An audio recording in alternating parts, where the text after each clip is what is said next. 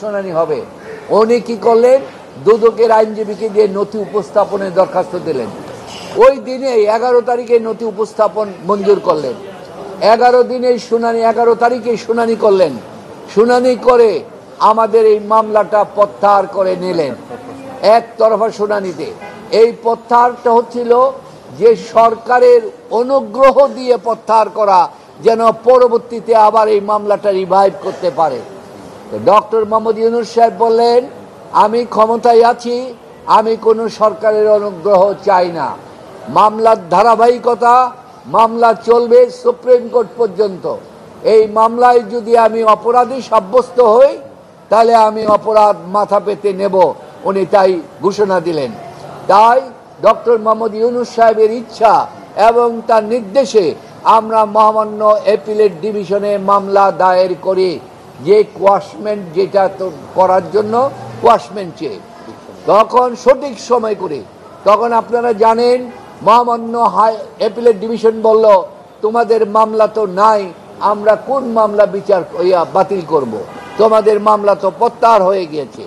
তখন আমরা কোর্টকে বললাম, মামলা প্রত্যাহার হয় নাই, আইনত মামলা প্রত্যাহার হয় নাই, কারণ হাইকোর্টের থেকে অ্যাপিলেট ডিভিশনে আমার এই আপিল করার কনস্টিটিউশন রাইট এবং সুপ্রিম কোর্ট রুলস অনুযায়ী আমরা যে আপিল করার রাইট আছে, নির্দিষ্ট সময়ে আপিল করছি, নিম্ন আদালত কখনো এই মামলা প্রত্যাহার করতে পারে না।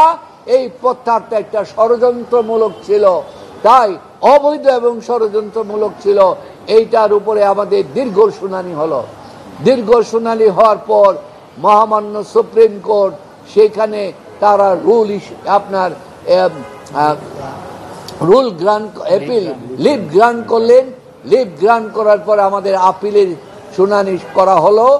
আপিল শুনানি করে উভয় পক্ষ, সরকারি পক্ষ, এমনকি অ্যান্টি কারাপশন কমিশন যে পূর্বের, সেই লয়াররাও সেখানে এসে আপনাদের সামনে শুনানি করেছেন এবং সমস্ত কিছু বিচার বিশ্লেষণ করে কোর্ট দেখলেন যে এই মামলাটি সঠিক না, এটা মিথ্যা, এটা বানোয়াট, এই মামলার কোনো ভিত্তি নাই, এইটা অত্যন্ত কনস্পিরেসিমূলক এবং এই মামলাটা হচ্ছে আপনার এই মামলার এত মিথ্যা, ভিত্তিহীন, যেটাকে বলা হয় প্রিপোস্টারাস এবং abuse of process of the court.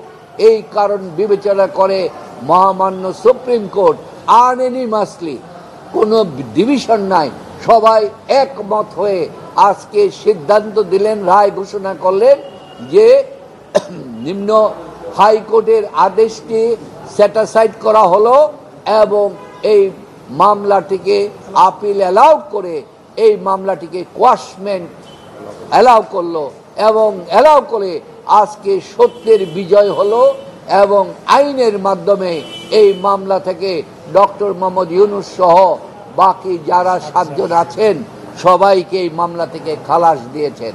তাই আমরা এই মামলায়, এই কোর্টের মামলায় আমরা সন্তুষ্ট, কারণ সন্তুষ্ট এই কারণে আমরা আইনের মোকাবেলা করে সর্বোচ্চ আদালতের মাধ্যমে আমরা এই মামলায়